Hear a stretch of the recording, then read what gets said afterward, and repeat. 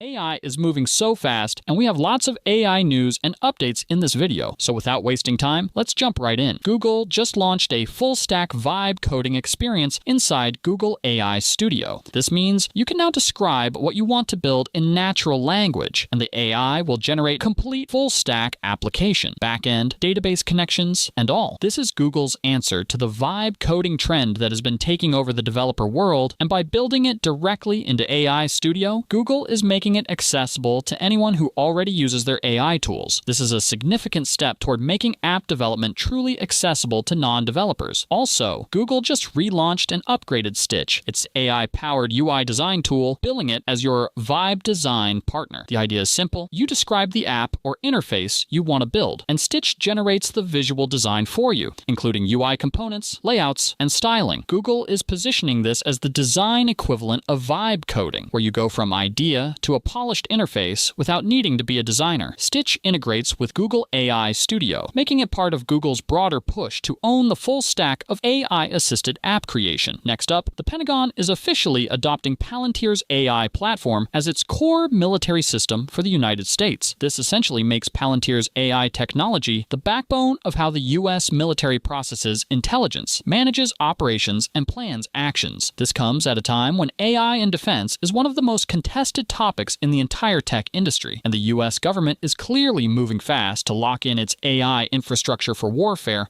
This is Maven Smart System, Palantir's software as a service product that we are deploying across the entire department. As you can see, it's not just one data feed, it's multiple. And instead of having 8 or 9 systems for those decision makers to look at every single day in order for them to make decisions, you then fuse it into a single visualization tool. The single visualization tool allows you to select, deselect different types of data, look at different approaches to data, but more importantly, action from the same system that you're trying to develop your workflows around. Once you have a detection that you want to actually move into a targeting workflow, for example, this is what we do. Left click, right click, left click, magically, it becomes a detection. That detection then gets moved into a workflow. This is standard digitized workflow, but I want to walk you through it quickly. You have different types of targets that are identified on the left there. Every single column produces a different type of decision-making process. Once you have that decision and you're trying to actually action that process, we now move into COA generation, course of action generation, where we are automatically, via a number of factors, trying to identify what the best asset to prosecute a target looks like. Once we've got the different approaches and we select one, we then can move directly into how do we action that target. So we've gone from identifying the target to now coming up with a course of action to now actioning that target, all from one system. This is revolutionary. We were having this done in about 8 or 9 systems where humans were literally moving detections left and right in order to get to our desired end state, in this case, actually closing a kill chain.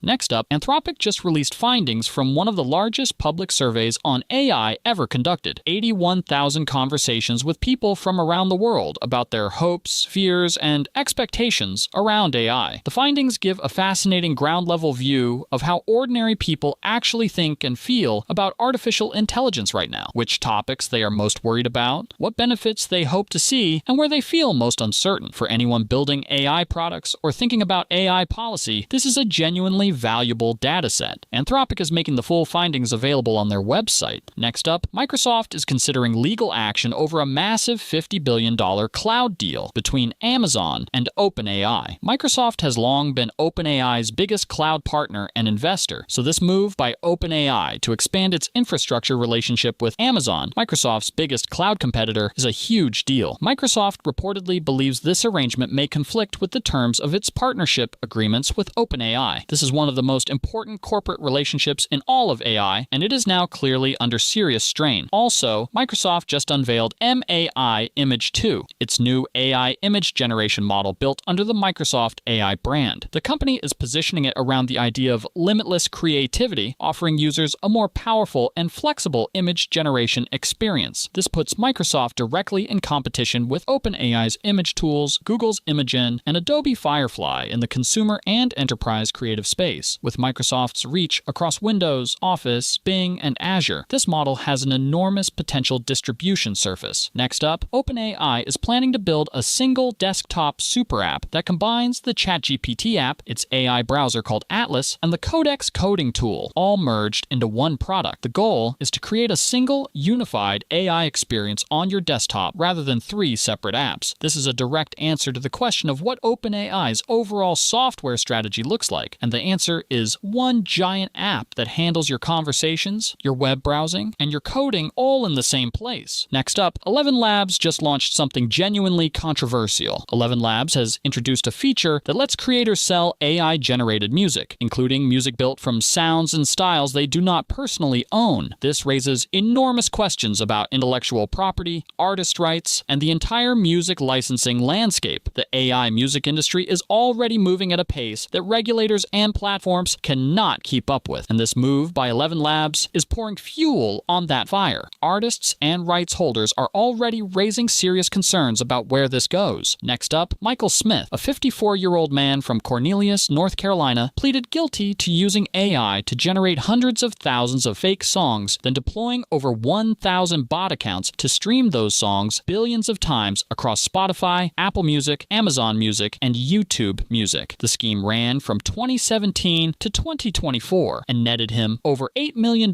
in royalties that should have gone to real artists. He agreed to forfeit $8,091,843 and faces up to 5 years in prison. Next up, Meta announced it is pulling Horizon Worlds, the VR social platform that was once the centerpiece of Mark Zuckerberg's metaverse dream, off the Quest headset store entirely by the end of March, with full VR removal on June 15th. The app will live on as a mobile-only product. Meta's Reality Labs division has now lost roughly $70 billion since 2021. The company has already cut over 1,500 employees from Reality Labs this year. Zuckerberg called the metaverse the next frontier in 2021. Now he's calling 2026 the year of personal superintelligence, and all that money is going toward AI. Next up, Jeff Bezos is making an absolutely enormous bet on AI in the physical world. According to the Wall Street Journal, Bezos is in early talks to raise a $100 billion fund, which investor documents describe as a manufacturing transformation vehicle that would acquire companies in sectors like chip making, defense, and aerospace, then use AI to accelerate their automation. Next up, Elon Musk just announced one of the most ambitious and controversial manufacturing projects in history. Speaking at a live event, Musk unveiled Terafab, a $20 billion chip manufacturing facility that is a joint venture between Tesla, SpaceX, and xAI. The goal is to produce 1 terawatt of compute annually, which translates to somewhere between 100 and 200 million AI chips per year. He called it the most epic chip-building exercise in history by far. The chips would power Tesla's self-driving vehicles, Optimus humanoid robots, and SpaceX's space-based data centers. Next up, researchers from Eindhoven University of Technology built video encoder-only mask transformer. The key insight is that a plain vision transformer, a VIT, can also work as a video segmentation model without any dedicated tracking module at all. Instead, it reuses queries from the previous frame and fuses them with a small set of learned queries, getting the benefits of tracking without the extra overhead. The result is 5 to 10 times faster than existing methods, running at up to 160 frames per second with a ViTL backbone. Next up, a US AI coding startup valued at $29.3 billion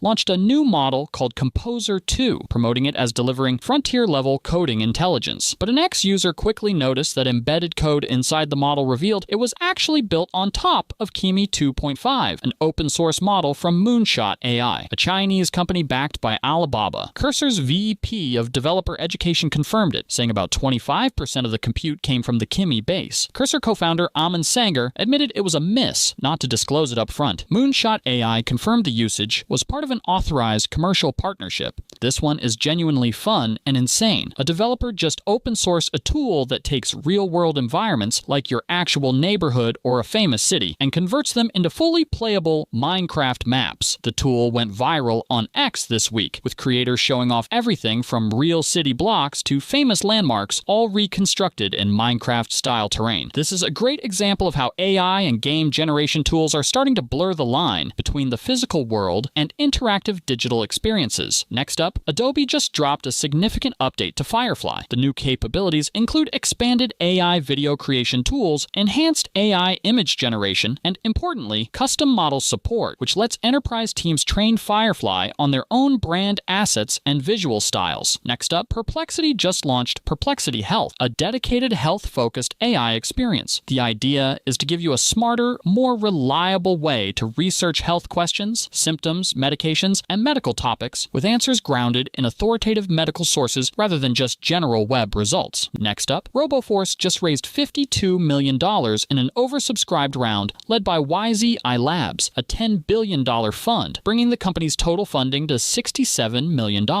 Investors include Jerry Yang, co-founder of Yahoo, and Nobel laureate economist Myron Scholes. The company's Titan robot is a dual-armed mobile manipulator built for demanding outdoor jobs like solar farms, mining, shipping, and data center construction, work the CEO describes as dull, dirty, and dangerous. Titan already has letters of intent for over 11,000 robot orders. Next up, Meta just rolled out a new AI-powered support assistant across Facebook and Instagram for iOS and Android. This is a 24/7 tool that can actually take action for you, not just give suggestions. It can report content, fix account issues, and answer any question you have about the platform end-to-end on its own. Meta says more capabilities are coming soon, including expanded action taking within Instagram. Next up, MIT researchers just built a system called Waveformer that uses millimeter wave wireless signals, the same type used in Wi-Fi, to see through walls and reconstruct 3D objects hidden behind them. It can detect around 70 everyday object types, including fruit, tools, and boxes. Then, they built a second system called Rise, which reconstructs an entire room by tracking wireless signals bouncing off people as they move around, using just one stationary radar. Rise is twice as precise as existing techniques, and it does all this without any camera, preserving people's privacy completely. Next up, the Robotics and AI Institute just showed off their Ultra Mobility Vehicle. It is a two-wheeled bicycle robot with a Z-shaped body that can drive fast, do front flips, hold sustained wheelies, jump onto and off a 1-meter table, and hop continuously on its rear wheel like a legged robot. It stands about 80 centimeters tall when tucked and extends to over 152 centimeters when jumping. All of this is controlled purely through reinforcement learning trained in Nvidia Isaac Lab. Next up, researchers from HKUST just released AudioX, a unified model that can generate audio from basically any input type. You can feed it text, a video, an image, or an existing audio clip, and it will generate matching sound, whether that is environmental audio, music, or speech. It supports text to audio, text to music, video to audio, video to music, audio in painting, and music completion, all within a single framework. The team built a new dataset called IF-CAPS with over 7 million samples to train it, and benchmarks show AudioX beats every existing method on text to audio and text to music generation. Next up, VecGlypher from researchers at Meta AI and UC Santa Cruz is a single multimodal language model that generates editable SVG font glyphs directly from either a text style description or reference glyph images. You give it tags like active, cute, vintage, plus a target letter, and it outputs a clean vector path you can edit directly in any design tool. The model was trained on 39,000 Envato fonts and 2,500 Google fonts. In benchmarks, VecGlypher 70B beats both GPT-5 and Claude Sonnet 4.5 on every metric for text-referenced glyph generation. No raster intermediates, no post-vectorization, just direct SVG output. And that sums up all the highlights in AI. Let me know in the comments what you think. Which news was your favorite? And which tool are you most looking forward to trying out? Thanks for watching, and I'll see you in the next one.